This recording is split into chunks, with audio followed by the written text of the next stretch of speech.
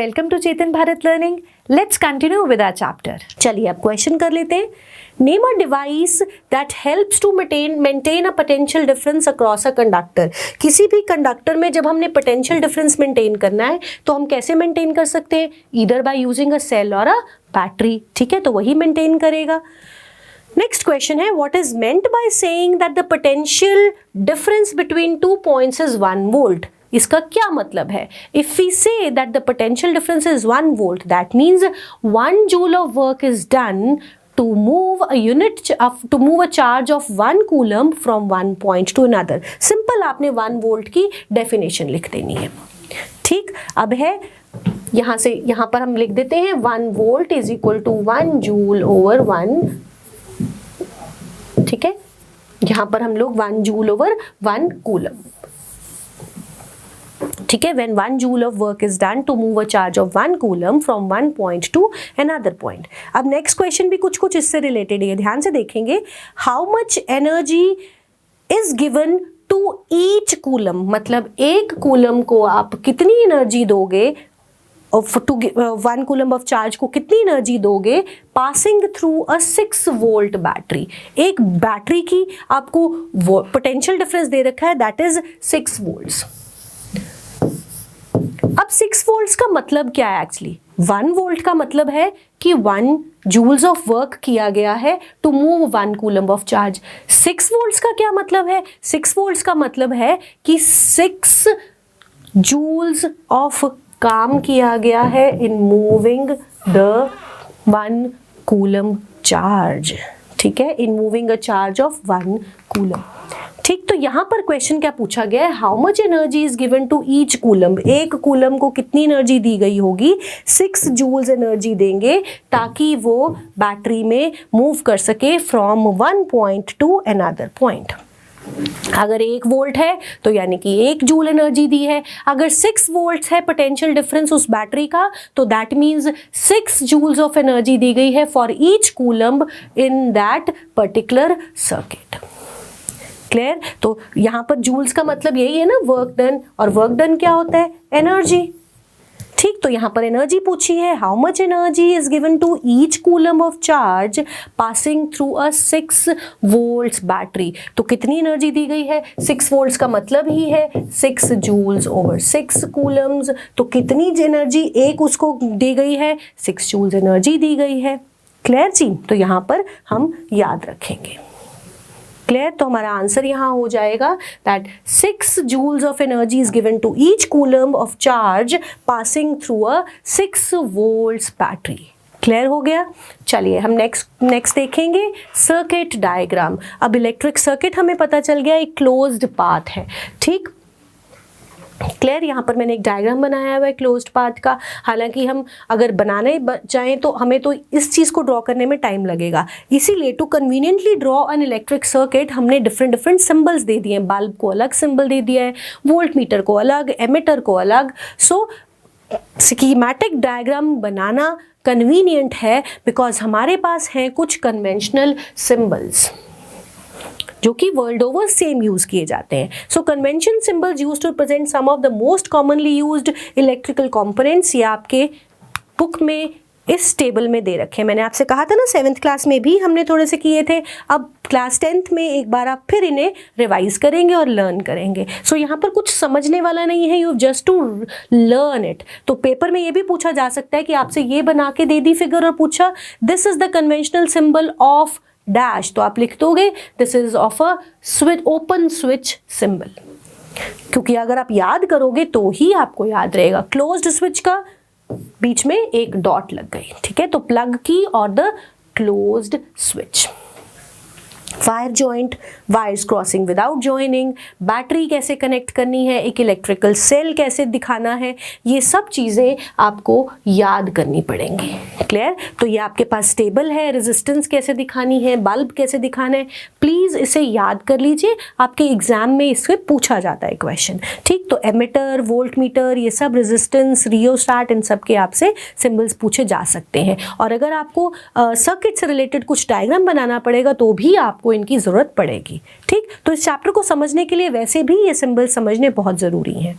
Clear? चलिए हम आगे चलेंगे ओम्स लॉ। ये बहुत इंपॉर्टेंट कॉन्सेप्ट है आपके एग्जाम पॉइंट ऑफ व्यू से भी और इस चैप्टर की बेटर अंडरस्टैंडिंग के लिए भी। अब ओम्स लॉ क्या है?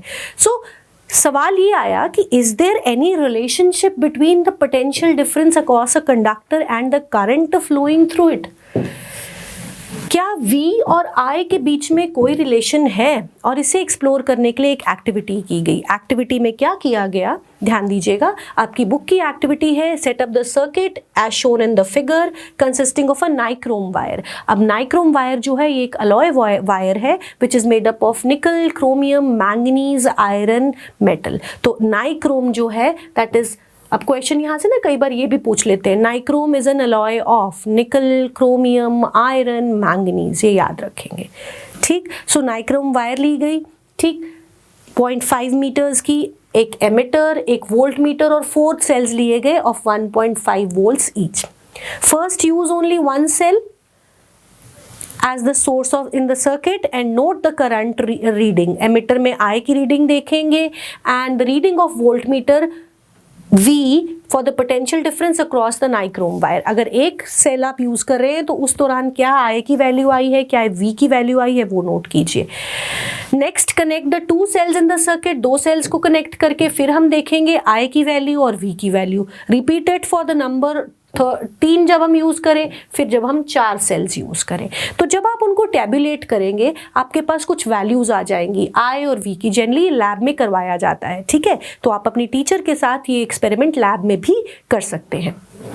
तो I और V को जब आप निकालेंगे तो V by I, V over I की वैल्यू जब आप निकालेंगे तो आप देखेंगे ये कुछ कांस्टेंट वैल्यू आ रही है, यानी कि एक जैसी वैल्यूज आ रही हैं। सपोज अगर वैल्यू 4.2 आ रही है तो किसी की 4.18, 4.01, 4.12, कुछ इस तरह से रिलेटेड एक दूसरे के आसपास कांस्टेंट वैल्यूज आ रही है। मैं हैफिजेटली मैंने कुछ भी रैंडमली निकाल दिया, बट जब आप इसको एक्सपेरिमेंट को करेंगे अपनी लैब में तो वहां पर आप देखेंगे V by I value comes out to be somewhat constant।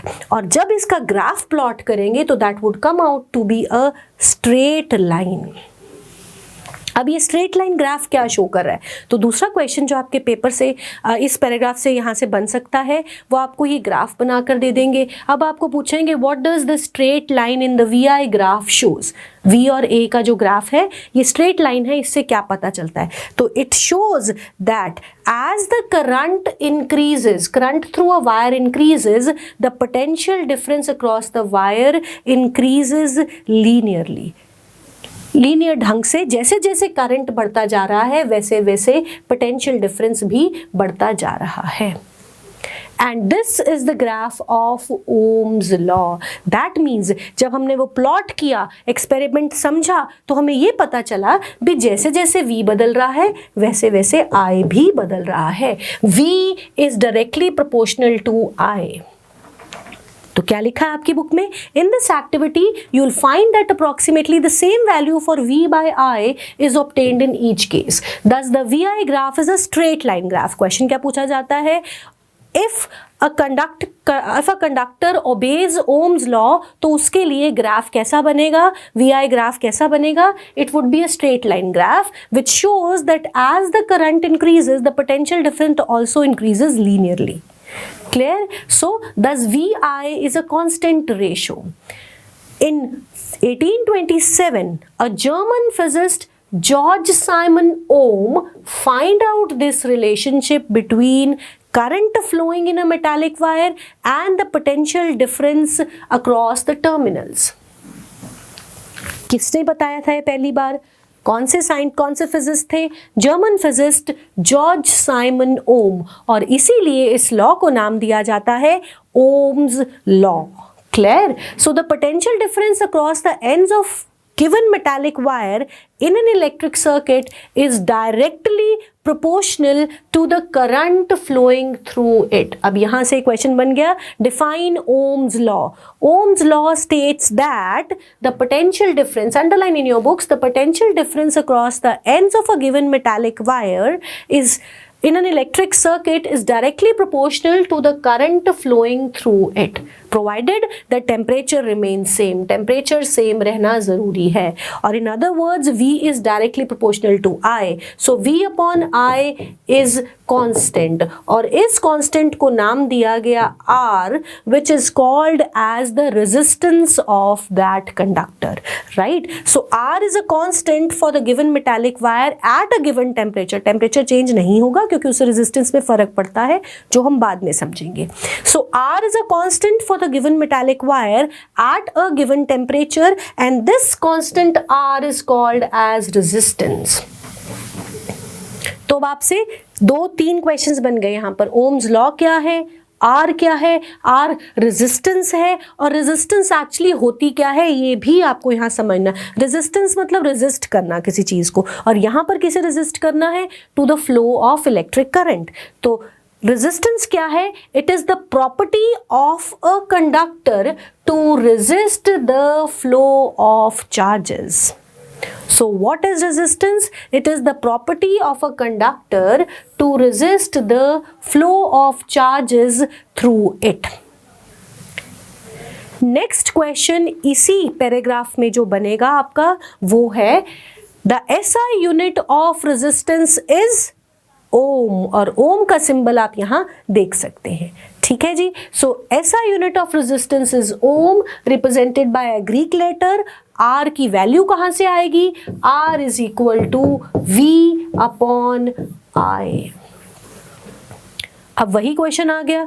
अब 1 ओम रेजिस्टेंस का क्या मतलब है, 1 ओम रेजिस्टेंस कब कहलाएगी, when there is a current of 1 ohms 1 amperes flow कर रहा है. ठीक है, और पोटेंशियल डिफरेंस कितना है, 1 volts. So if the potential difference across the two ends of a conductor is 1 volt and the current through it is 1 ampere, then the resistance is said to be 1 ohm. 1 ohm is equal to 1 volts over 1 ampere. So if the potential difference across the two ends of a conductor is 1 ohm, then and the current flowing is 1 ampere, then the resistance is said to be 1 ohm. तो 1 ohm की definition आप याद रखेंगे. Ohm resistance का ऐसा unit है, ये भी आप याद रखेंगे. ठीक, तो अब इस फॉर्मूला से ना बहुत सारे फॉर्मूलाज बन जाते हैं हमारे पास, और वो क्या बनते हैं हमें पता है कि R is equal to V upon I. तो मैं ये लिख सकती हूँ V is equal to I R. ठीक है, इससे रिलेटेड कुछ कुछ फॉर्मूलाज भी आ सकते हैं. ठीक, अब हमें ये पता चल गया. It is obvious from equation 12.7. कौन सी थी इक्वेशन हमारी 12.7, ये ध्यान से देखेंगे. 12.5 है I is equal to V upon R, and then हमारे पास इसी से रिलेटेड इक्वेशन क्या बन जाएगी, देखो V is equal to I R. ठीक है, R के यहाँ पे क्या आ जाएगा, V अपॉन आई. अब इनवर्सली प्रोपोर्शनल हो गए I और R. It is obvious that the current flowing through a resistance is inversely proportional to the resistance. Let me repeat it again. The current flowing through a resistor is inversely proportional to its resistance. एक resistor के अंदर से कितना current flow करेगा वो inversely proportional है to its resistance. So अगर resistance ज़्यादा तो करंट कम. करंट ज्यादा फ्लो कर रहा है इसका मतलब रेजिस्टेंस कम. ये तो बहुत सिंपल सी बात है. रेजिस्टेंस का मतलब ही ये है it would resist the flow of electric current through it. तो अगर रेजिस्टेंस ज्यादा है इसका मतलब करंट कम है, और अगर करंट ज्यादा है इसका मतलब रेजिस्टेंस कम है. Clear, no confusion. मेरे बोलने में भी कंफ्यूजन हो रहा है तो आप कंफ्यूज नहीं होंगे, इसे ध्यान से याद रखेंगे. R and I are inversely proportional. So more the resistance, lesser would be the current. Lesser the current, more the resistance. Clear? चलिए, if the resistance is doubled the current gets halved, underline question पूछा जाता है, if the resistance is doubled the current is halved. In many practical cases it is necessary to increase और decrease the current. कई बार कुछ appliances में, कुछ circuits में, हमारे सारे अप्लायंसेस में सर्किट्स ही बने हुए हैं, सो कुछ सर्किट्स में क्या है, हमें करंट इंक्रीज डिक्रीज करना पड़ता है। सो ऐसी चीज के लिए एक कंपोनेंट यूज किया जाता है जो कि करंट को रेगुलेट कर पाए। So a component use to, underline, a component use to regulate current without changing the voltage source is called as a variable resistance. So in an electric circuit a device called rheostat, हम rheostat को use करते हैं to change the resistance in a circuit without changing the potential difference, without changing the voltage source. So अब हम धीरे धीरे इसी electrical resistance को अपने आने वाले लेक्चर्स में और बेटर समझेंगे कि आर कैसे चेंज होती है, आर की क्या इंपॉर्टेंस है हमारे डिफरेंट सर्किट्स में। अभी के लिए आप ओम्स लॉ याद रखेंगे, V is equal to I R, ठीक है जी। So V upon I is equal to R, इसका मतलब I and R they are inversely related to each other. More the current lesser the resistance, ठीक है जी, and lesser the current more the resistance. So this is called as resistance measured in ohms। और अगर एक circuit में हमें variable resistance चाहिए तो हम यूज करते हैं रियोस्टैट नाम का डिवाइस। सो रेजिस्टेंस को हम और डिटेल में समझेंगे अपने नेक्स्ट लेक्चर में, अभी के लिए इतना ही, ठीक है। So please do study the different formulas taught, इन्हें समझना बहुत ज़रूरी है, तो ही आपको आगे आने वाले लेक्चर्स में इस चैप्टर को समझना आसान हो पाएगा। Thank you.